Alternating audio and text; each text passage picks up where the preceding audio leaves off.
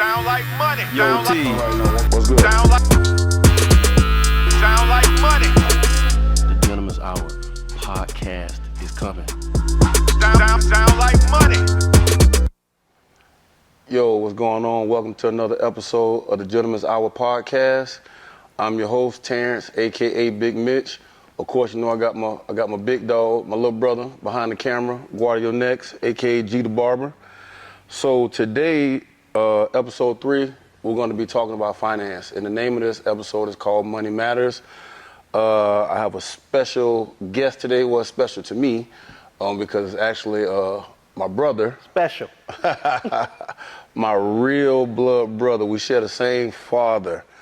Donnie Mitchell. What's going on, man? You good? I'm proud of you, big ball. Well, I appreciate it. I'm trying to. You doing it? That's why we having this episode. I'm trying to get on your level. I'm trying to get on your level. You got a long way to go, but go ahead.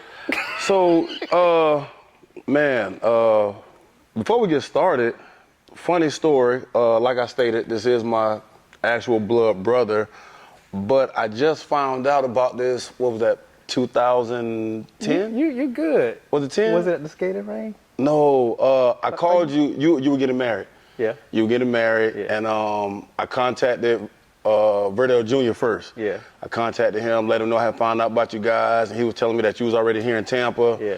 And you know, I never formally got a chance to thank you for embracing me, for just bringing me in, and just when I say everything has been flowing since I met you. You know what I'm saying? Meeting that side of the family, meeting my other siblings, that meant so much to me because that's all I ever wanted. Yeah. I always heard about you guys, but to actually get a chance to meet you guys and hang out, you showed me love, helped me out. Another reason why I asked you to come do this because you helped me get out of a financial situation. Yeah. I was pretty screwed up. So that was one of the reasons, I wanted you to come do this interview first. And I also want to tell you, man, thank you for everything. That's what's up, man. I love you. And I appreciate it. Absolutely, bro. So let's get into it. Accountant, Yeah. real estate investor, Go ahead. financial consultant, and what a lot of people might not know, Come on. professional comedian. What? They don't know? Professional comedian. Yes, sir. Hey, you know what's so funny? I was I was watching TV one night and I was looking for something, to watch, and Yeah. I went up on a comedy. Okay. Boom, you pop up. You serious? You pop up. I text you. You probably don't remember. I text you. I sat there and watched the whole thing. Yeah. And you don't use profanity in your comedy. No. Cause you were doing Christian comedy, right? I At one was. point. I got a funny story. When I was doing comedy, bro, I was here in Florida. I'm getting ready to go to California. And you're right. I started off not cussing. And my mom was like, you're not going to be doing no cussing when you go to California, are you? I said, Mom, look, they paying comedians to, be themselves. My mom was like, well, how much they paying? Right. And I told her, she said, I'm going to give you some cuss words. That's a true story, bro. I'll give you something to put out there if you're going to pay you like that. So, are you still doing comedy or? I'm writing right now. I'm writing to get back out there because I want to go to a different area of comedy. I want to put out some skits, things like that, and short films. So. Hey, now, yeah. I think that's what, not to jump subjects, but I think that's what separate a lot of the quote unquote comedians. So when people are like, who you think, I put the Dave Chappelle's, the Eddie Murphys, the Jamie Foxx, because they did a lot of skit writing. They did. And I don't think people realize how hard that is. It's one thing, it's hard to stand in front of a crowd and tell jokes, but to sit back and write skits, like you're basically like a movie writer, a producer. Yeah. You know what I'm saying? It takes a while to put that content together. So like Martin, like those guys to write episode after episode after episode, you know what I'm saying? So I've always been intrigued by just how much work that takes. It's not as easy as everybody thinking, just to make somebody laugh. No. You know what I'm saying? Yeah, you have to constantly come up with original Right. material. Constantly. So. Well, that's what's up, man. Well, let's jump into this, man, because another reason we talk about these things. Like I said, the premise of the podcast, different things that G and I went through coming up, especially being entrepreneurs, working for ourselves, and me personally not knowing exactly what to do with my money. Yeah. I was blessed to make the amount of money I made when I first started, making money. I was making more money than a lot of my friends, coming home from college. But I had kids, I had bills, but I didn't even have a savings account. I didn't have a bank account. When I met you, you was like, Yeah. you ain't got no bank account. I'm like, man, I keep my money inside my sock drawer at the house, I didn't, I wasn't even paying my taxes correctly. I didn't even, Yeah. I didn't know. I had a child support situation, and you came in, you helped me straighten all that stuff out. I started filing my taxes correctly. I got a bank account, and I realized it's a lot of people like me that really don't, we're financially illiterate. Yeah.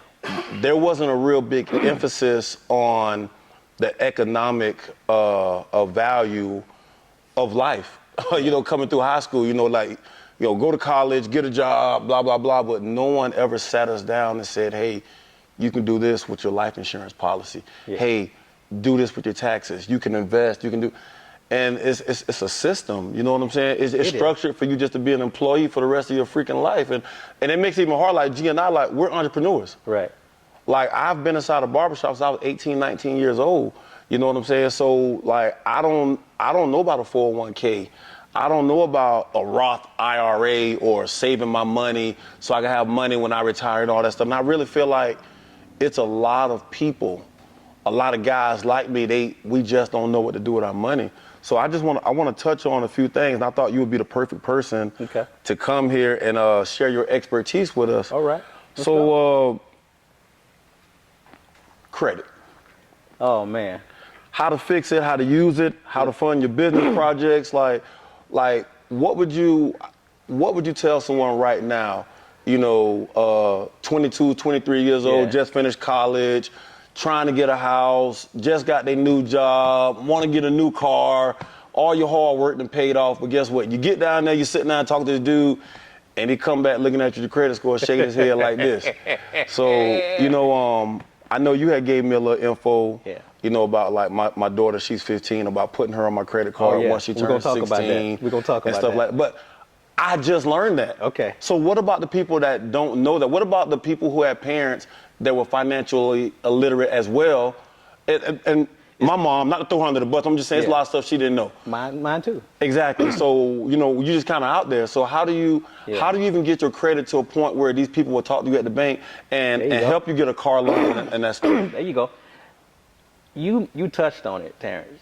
Credit is the foundation of everything you want to do. I don't care what it is you want to do. Buy a car, buy a house, get into business. Credit is that foundation. You mentioned tax returns earlier because I want you to understand why I tell you those things. Filing your taxes and opening a bank account, because you have to have those things in place if you want to go get these people's money. That's why I say those things. So it's not hard to establish credit at all. One of the easiest ways to establish credit, if you have no credit at all, is if you have someone who already have credit established, good credit. I mean good credit, not just credit, good credit. When I say good credit, here's what I mean. I'm talking specifically about credit cards. They're called revolving credit. Those are the most impactful things on your credit report.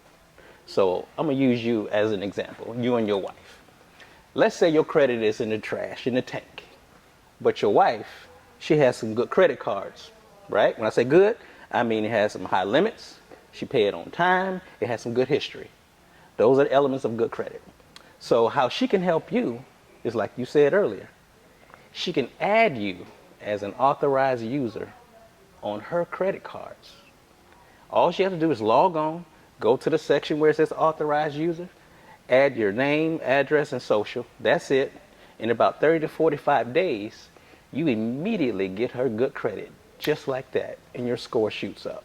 That's how easy it is. Now, what about if that person doesn't have someone to be added on to? So what would they do? Because I've heard one of the fastest ways to build your credit would be a secured credit card. I was just about to say that, Terrance. That's absolutely right. So who you bank with? Right now, I have a few banks, but Okay. I bank with Navy Federal. Okay, it's always good to start off with a bank that you currently have a relationship with. And you would go to that bank and say, look, and sit down with them and say, look, I want to establish my credit, so I would like to open up a secured credit card. What that means is, because secured is different from unsecured. Secured means you put in your own money into the bank account. Let's say, for example, you put about 100, 300, 400, whatever it is, because that's your credit limit, the amount you put into that bank account. So you put it in the bank account, they're going to put a hold on it so you don't use it. That's your credit limit. So you use it just like a regular credit card or unsecured credit card. And you use it for about 6 months. And then you go back to that same bank and say, hey, look, I've been paying my bills on time, I've been missed a payment. How about give me one of them unsecured credit cards? They'll evaluate you and they give you an unsecured credit card. Let me ask you a question. I was reading something the other day, and this guy, I forgot his name. He's a billionaire. Yeah. He says that he doesn't use a debit card, and I've heard this before. He said he doesn't use a debit card. He said he only uses his credit cards because the only risk he's willing to take is with the bank's money, not his own. I love it. I love it. So, like, for instance, I have a credit card. I call it my everyday card. Yeah. That's the card I use to put gas in my vehicle. You know, little minor things. I pay it right off. You know what I'm saying? Trying to get the limit up on it. What is? I don't even want to know your opinion. I want to know what is your professional. I guess it would be opinion. It would be. Your professional opinion on someone using it. So is that true? Absolutely. I would strongly recommend you do not use a debit card for a couple of reasons. Think about this, Terrance. If you use your debit card, I don't know if you ever had this happen where someone got a hold of your Fraud. Yes. information. You with me? And it locked my account up. Come on. And it locked my account. And you know what? He touched on that also. But whose money is that? That's your money. That was my money. That debit card, that's your money that's in your bank account.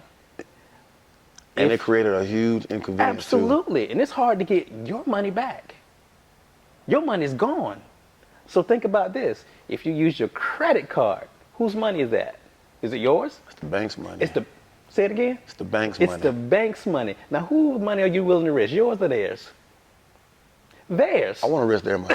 Right. So using a credit card is less riskier because you can always, if fraud happens, Right. you can always call them up and tell them, hey, I didn't do this. Right. They have to eat that. Well, you know what? I've experienced that. Yeah. I've only experienced it once, but you were right. They were like right on top of it. Of course they're gonna They be right on called, top of asked it. me a few questions. Of course, I wasn't in the place that the fraudulent charges occurred. Come on, bro. And I mean, they put that money right back. Bruh. I didn't miss a beat. The reason why it's so easy for them to do it because they have insurance protections. Correct.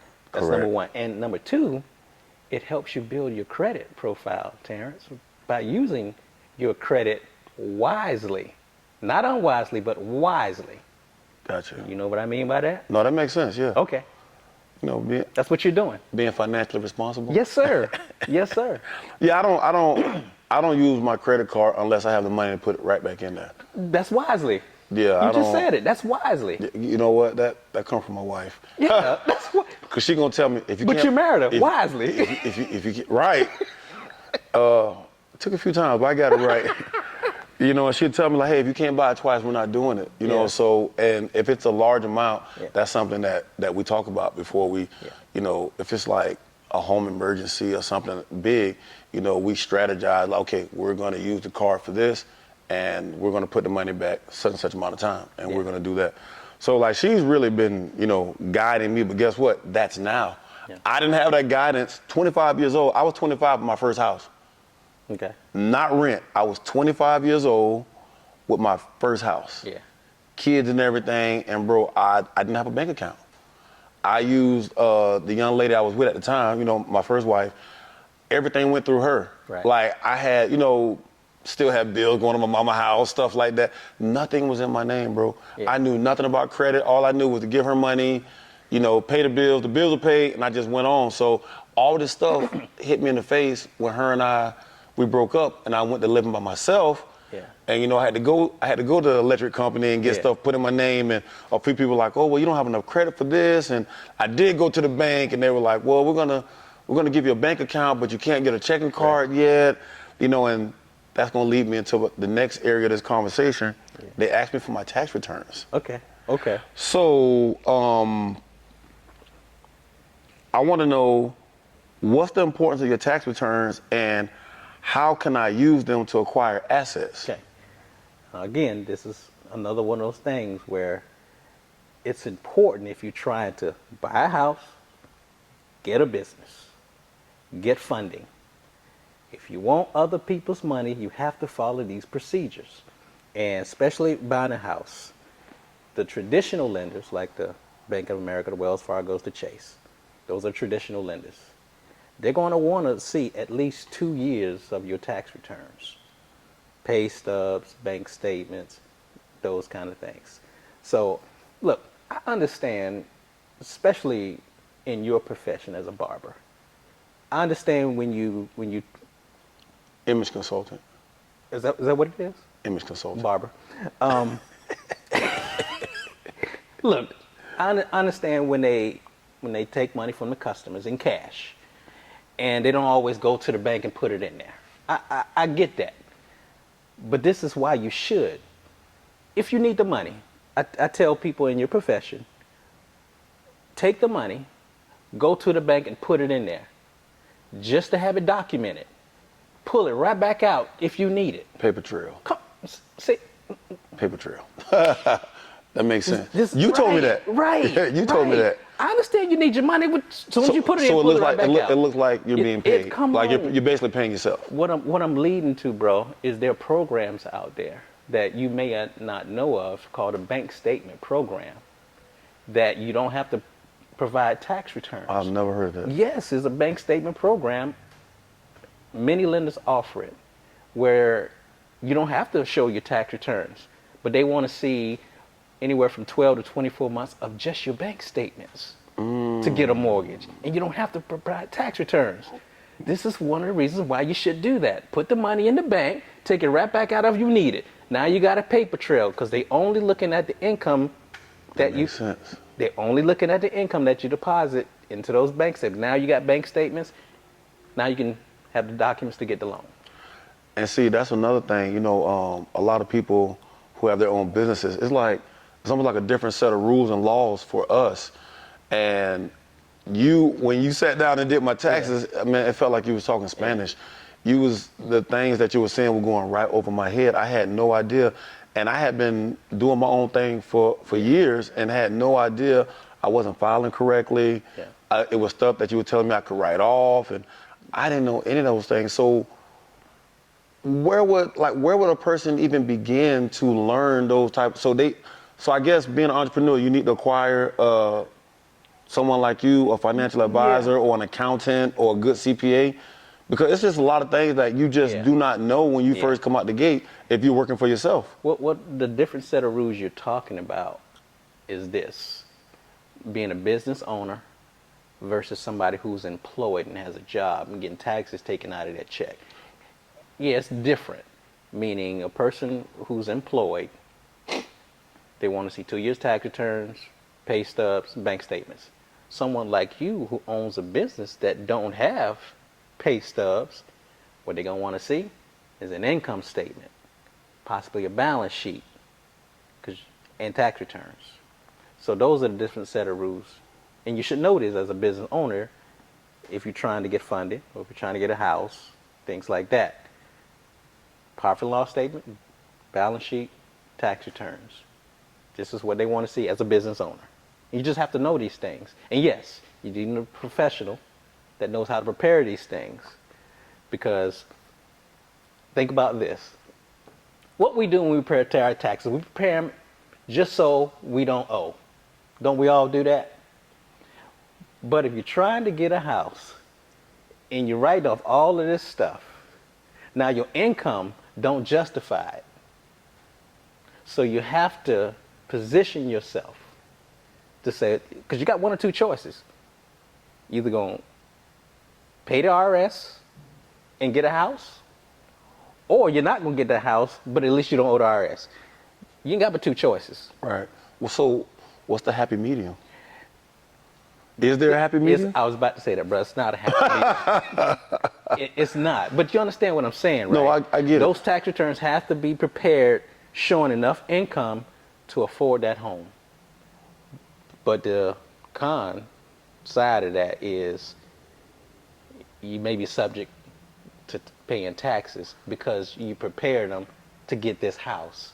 Yeah, I got slapped in the face with that when I entered a new tax bracket, and I was just finding out about how much I would owe, and like my mouth dropped, and I'm like, people who have employees who have regular jobs, that money's automatically taken out. That's right. So you see the gross, but you get the net. Right. So it's kind of hard to be that disciplined. It is. I was advised to file quarterly.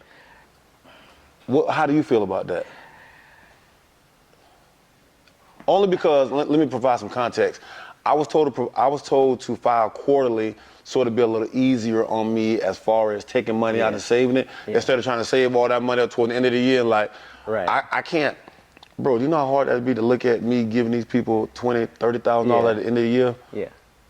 I would have rather them took it out so I didn't even see it. So to see it and like, I got to get this up, but there's no way around it.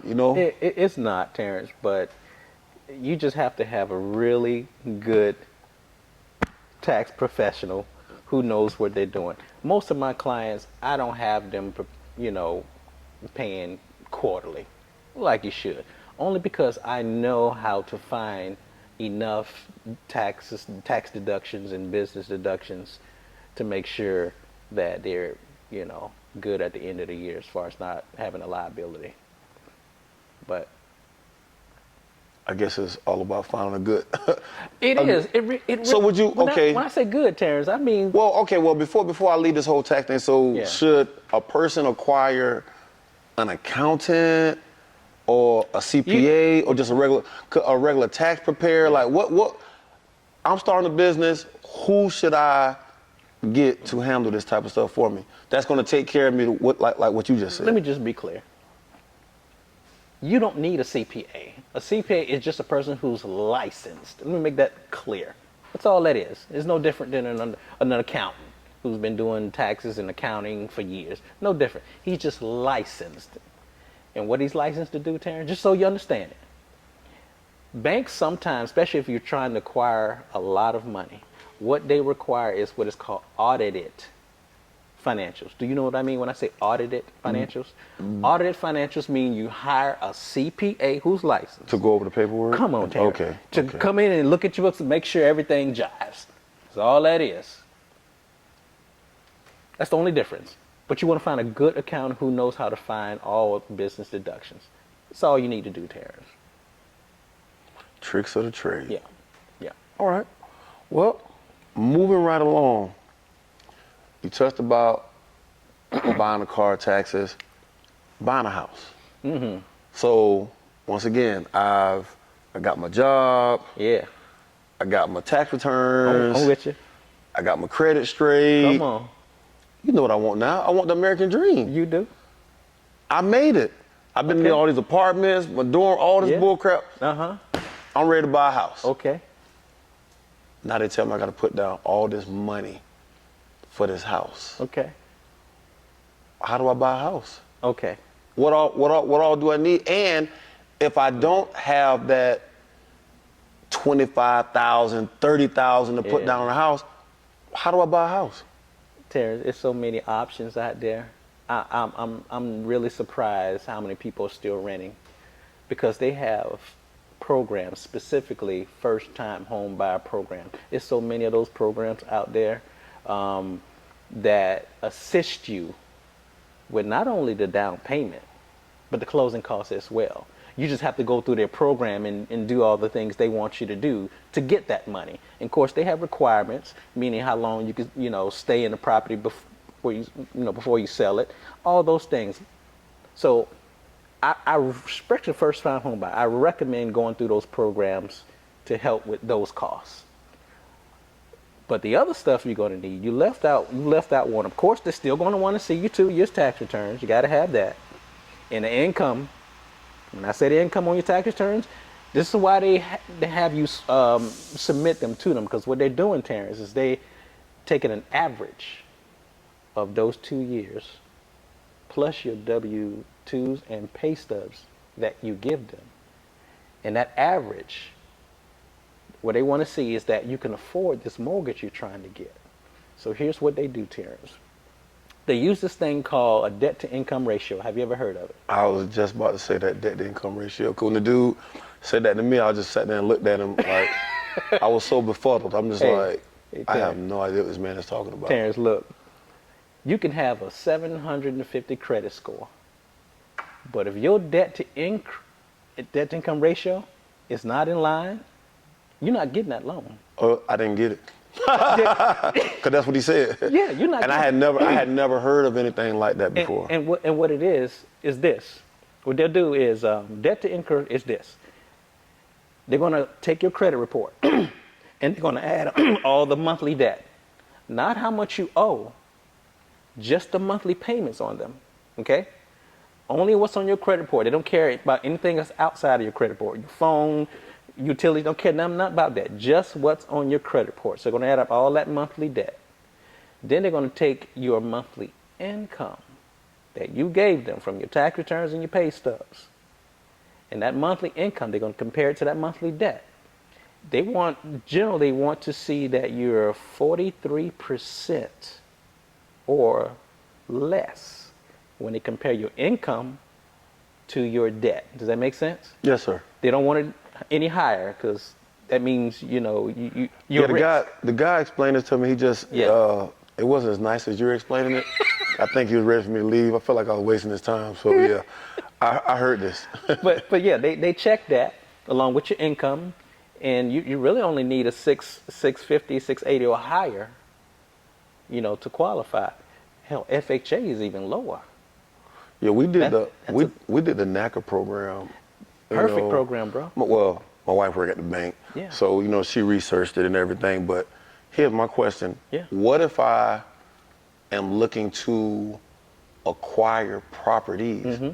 You know what I'm saying? Because that is something I want to get into, also real estate. But so how would I go about telling these people, hey, I need this amount of money because I'm trying to do X, Y, and Z? Okay.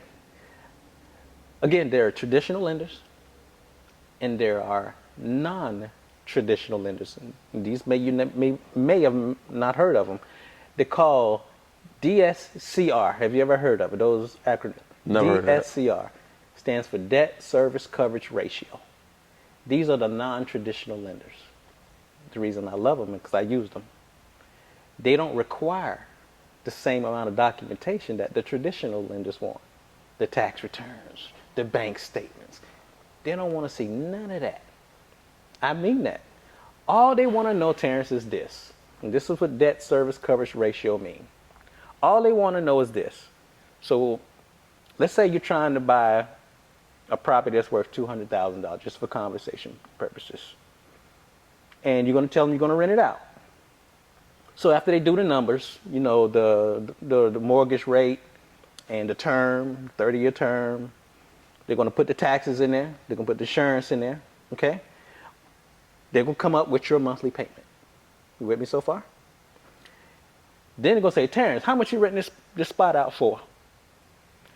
And let's say when they do the mortgage, just for conversation purpose, let's say the mortgage is $2,000. You tell them you're going to rent it out for $2,500. You with me? They want to see that you can cover 125% of that debt. Does that make sense? Yes, sir. 125%. That's 1.2. That's what they want to see. They don't want to see that you're breaking even. They don't want to see that the mortgage is $2,000, your rent is $2,000. They don't want to see that. They want to see that you can not only break even, but have a little more rental income coming in. Does that make sense? Yes, sir. That's all they want to see. Yeah. That's it. So they're going to ask you for a lease, things like that. And that's pretty much all they want, Terrance. And of course, your score has to be decent. What's a decent score? 680. For investing? Yeah. 680. And what they'll do is they traditionally lend anywhere from 70 to 90% of the after repair value. You understand what that means? Yes, sir. Yeah. Or the market value after it's all fixed up. So And you have to come up with the rest. that makes sense. Okay? I didn't know. Yeah. I didn't know that. That's the best way to get into real estate funding if you didn't want to go to the traditional lending side. If you ain't got your own money. That makes sense. So that pulls me into my next my next topic, which would be credit repair. Yeah. Because one of the things, what happened to me, I had got a credit card and I was like, Okay. I think I was like 18, 19, man, and of course I screwed it up. So it just left a bad taste in my mouth. And for years, like I said, up until I met you, I didn't have a credit card. So we're talking about, I went through my whole 20s. Cause I met you, I think I was 30. I think I had just turned like 33, 32 when I met you. I didn't have a credit card. Everything I bought cash. Yeah, yeah. I bought cash, and it was hard, So I had to, I got hit with you don't have enough credit, you don't have any credit. Then I went from I had the negative things on my credit, and so then I had to like try to get them off, try to repair my credit. So can we just break down like the basic building blocks of credit repair? I think that's stopping a lot of people. Okay. Is either not having credit, but there's more people that probably got bad credit because they probably got credit cards at a young age, like I did. You get put in some adverse situations and you stress that credit card out, and even with the pandemic, there's a lot of people, facing a lot of credit debt and all this stuff. So how would I go about starting the process of rebuilding my credit, and how long would that take so I can acquire properties, or just, what if I just want to buy a house? You should know by now, just based on the conversations, that this country is a credit-based country. It's not cash-based. I see. You should know that by now. This United States of America, this is credit. Your credit got to be straight if you want that American dream you're talking about. Using other people's money. That's how the wealthy do it. Use other people's money. Remember that, bro. And I've heard that so many times, but I never really put it in perspective. You hear a lot of people, you hear them say that, but situation, I went in, I tried to buy a vehicle, had all my tax returns and everything. I'm just like talking to the guy about how much money I make, and he comes back with this interest rate, and I look at him, I'm like, I'm sorry, what? And he was like, well, your credit, so I said, okay, I get that. I say, sir, I don't have any credit. So I don't even know why that would be held against me. I said, no, I'm trying to explain my case. I say, I just showed you, I got like 6-7 years of income tax returns. Yeah. You see how much money I make. Yeah. I can easily afford this vehicle. Why would you give me an interest rate this high? And he was basically telling me it's all about your credit. Yeah. And I'm not gonna lie, I did get mad.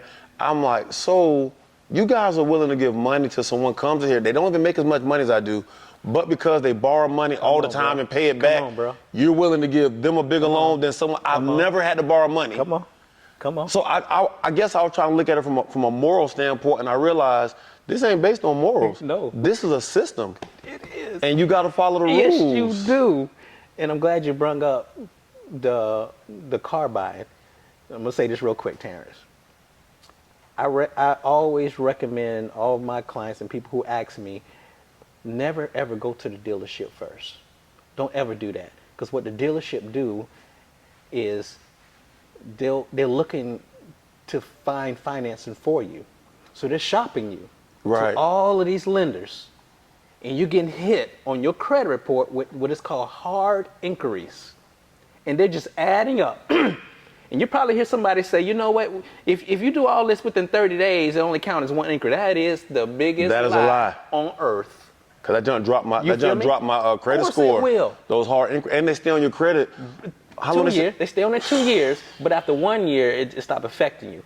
But don't ever do it. Don't ever go to the dealership first. What I always recommend, especially with the small banks like the credit unions, establish with a credit. You got a good one. Navy Federal?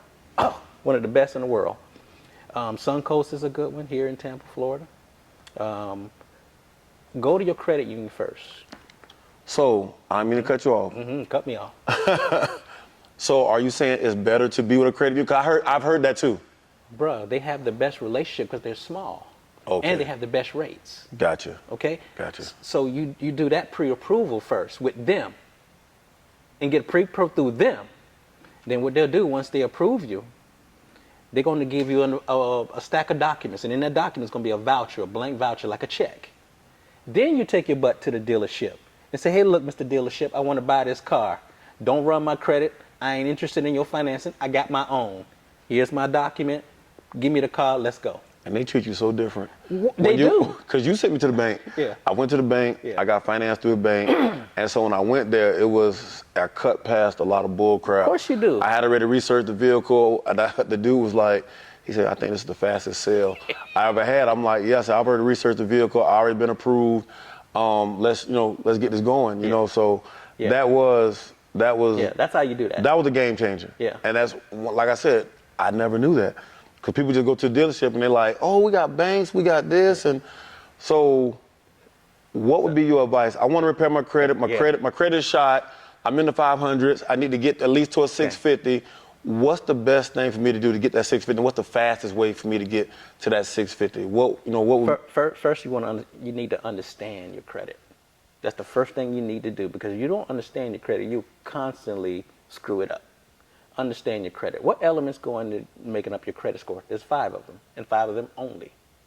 Number 1, which is most important, and it represents 35% of your score, is paying your bills on time. Got to pay them on time. That's the biggest thing on your credit report, 35%. The second thing is you want to watch your utilization. You know what I mean when I say that, watch your utilization? You mean not letting it go above 30%? Oh, you keep it up under 30? My brother do know some stuff. I think I learned that from you, but go ahead. Yeah, you probably learned it from your wife.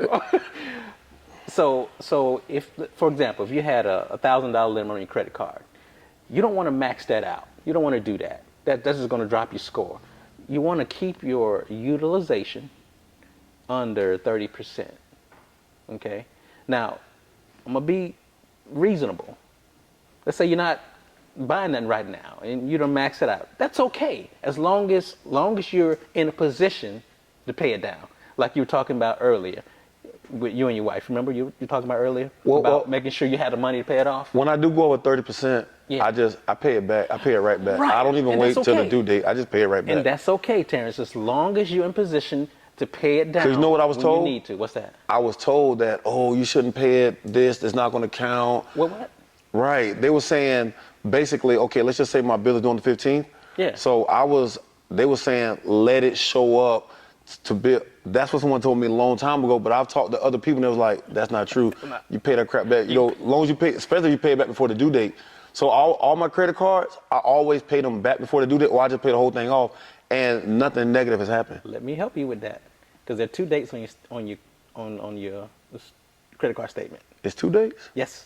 Do you know what they are? No, because I've heard that before, but I have no idea what that is. You said one, due date. But the most important one is not the due date. Due date is just, they say, if you don't pay by the due date, I'm going to hit you with this fee. Right. Or late fee. The statement date. That's the most important date on your credit card statement. Statement date? Yes, sir. Because that's when your credit card company reports to the credit bureau. Absolutely, bro. You want to make sure you pay it by that date. You feel me? That's the most important date on there. So back to the elements in your score, Terrance. Paying on time is number 1. Keep that utilization down. That represents 30% of your score. That's number 2. The third one is history. You want to have revolving, meaning credit cards, same thing. You want them to have some history, Terrance. The older these accounts get, the better your score get. So you don't ever want to call them up and close a card. Don't ever do that. What you want to do is keep it open, cut it up if you don't want it. But don't ever call and close a card, because you just hurt yourself. Your account just died. It stopped aging. Wow, I didn't know that. Just like us, when we die, we stop aging, don't we? So if you got a card and you just don't use it, it's best to just keep it. It don't hurt. Cause see, that's say it, another say one of it. those myths. I heard that it will hurt you if you don't use it. Watch. No, here's what they mean. If you don't use it, remember these lenders are monitoring you, and they want you to use it. Or they say, okay, you're not using this money. We're just gonna close it because you're not using it. You want to use it. This is what I do, or I recommend people do. Every month I do this. I put no more than $5 to $10 on there. Pay it off. Next 6 months, just keep doing the same thing, just to keep it active. If you don't want to use it, keep it active. I do that. I got like a subscription. Okay, for instance, I got a card that all it got is my Netflix Okay. subscription on there. Yeah. You know what I'm saying? Just to keep Smart. it. That's smart, Terrance. Because I wasn't using it. That's smart. That's smart. So, first one, paying on time. Second one, utilization. Third one, history. The fourth thing, with the scoring model like to see, is that you have a mix of accounts, meaning you have revolving, which is credit cards, and what's the other one, Terrance? Would it be like you paying your regular bills as well? No, these are installments. It's Or something like a car loan or something like that. Oh, okay. They're considered installments. So I just want to make sure you understand the types of accounts. Revolving is credit cards. Okay. Installments is your mortgage and your vehicles loans. Okay. Got okay. it? The scoring model like to see that Terrance can manage different types of accounts that pulls your score up. So you want to get credit cards on your credit profile. You want to get a vehicle loan or a mortgage on your credit profile, and you good from that perspective. Now, see, I didn't even know that. Yeah, that represents about 15% of your score. So all these things matter. That's 4. And the last one is new accounts. You want to be careful with this. New accounts is you out there willy-nilly just applying for stuff. Don't do that. You're hurting yourself when you do that. What will show up on your credit profile is what is called hard inquiries. That's gonna be a hard. I was just about to say it's gonna be a hard inquiry. Terrance, them things hurt you, even though they're anywhere from 2 to 5 points a hit. Yeah, I never apply. I never do that. Please don't do that. No. Don't do that. Don't just be out there applying for stuff. That'll hurt you. So if you just keep those things in perspective, you can keep a good credit score. Now, let's use some examples if you need your score fixed. Give me some examples of some things you've seen on your credit that you're like, man, I don't know what to do to get this off. It's hurting Medical. me. Good one. Medical collections. Those are the easiest things to get off. You have to just do it the right way. Like you said, there's a method to everything. To get any collection off, not just medical, but we'll stick with that one. Have you ever heard of HIPAA? Yes. You have? Yes. Yeah. HIPAA is this government body agency that protects you from your personal health information ending up in the public. That's basically what they do. So one way you can get medical collections off is basically sending a HIPAA letter. And you can find these on the internet. And it basically says, hey, per HIPAA law, blah, blah, blah, you're not allowed to put my medical information out there in the public. Works every single time. Another way to get collections off, Terrance, is simply challenging the person who put it on there to prove that it's yours. Make them prove that it's yours. Think about this, Terrance. How many times have you applied for a cell phone account and you signed your name? Who does that? Nobody. So the challenge is when you're sending your dispute letters, you're saying, hey, prove that this is mine. Send in the contract with my wet signature, okay? And send that to me. Wow. They have 30 days to respond. If they don't respond in 30 days, they must remove it. Now that part, I've never heard. This is my first time ever hearing that. Yeah, that's how you. It's easy to remove collections. It's easy to remove collections, and that's how you do it. Yeah. So what about student loans, child support? Now, Now, those are. I'm gonna be honest with you. Those are more challenging. Don't let any credit repair company. Well, I mean, I'm just asking because Yeah, I know no, people those are are good probably questions. sitting out there like, Those are good questions. what if I have these things? Because I'm not gonna lie, when I was on child support, I went to go buy a vehicle, and they were like, well, you owe so and so. I'm like, how the hell do you know that? Like, and why does that keep me from getting a vehicle? Yeah. So, Terrance, how would you go about that? Anything government related is going to be a challenge. I'm going to be honest with you. And student loans is government. Child support is government. Anything government is going to be a challenge. Now, I will be honest. I'm sorry. Yeah. Now, they did tell me what was hurting me was because I was in the rears with my child support. Yeah. And they were just saying, just bring it current, Yeah. and I would be good. But the fact that I was in the rears, Yeah. that's what was hurting me. Yeah. Again, it's a challenge to get rid of those things off your report. I'm not saying it's impossible. Again, there's a method to everything when it comes to disputing stuff on your credit report. There are two things you have to do to get things off your credit report. Number one, you have to find inaccuracies. That's number one. Number two is make it unverifiable. Like we were talking about earlier with the medical collection. You have to make it unverifiable. So let's talk about inaccuracies. This is one of the best methods to get things off your credit report. So what you want to do is, have you ever heard of the tri-merge report? Never. Tri-merge report is your credit reports. Your Equifax, your Experian, and your TransUnion, side by side. Gotcha. The best ones out there that I use is MyFICO. I don't know if you ever heard of MyFICO. I have. Identity IQ. Of course, you have to pay for them a month, but it can be anywhere from $20 to $40 a month. But it's worth it, especially you're trying to clean your credit report up. So you basically want to get your tri-merge report so you can see them side by side. And what you're looking for, Terrance, is inaccuracies. Things like the opening date are different. TransUnion may have this opening date, but Equifax may have a different opening date. That's what you're looking for. Those are inaccuracies. By law, they have to remove anything that's inaccurate. So what you do is you print out those inaccuracies, that report, you highlight them with a yellow marker or whatever, and you send your letter stating that according to the Fair Credit Reporting Act, blah, blah, blah, this, you can find these laws on the website, and you send that in with a copy of your ID, send it certified mail so you can keep track of when they got it, because remember, they got 30 days to respond. That's why you send it certified mail with the green slip, send it certified mail. That's 90% gonna get it removed because they have to by law or they get fined. Oh, wow. Yeah, they get fined.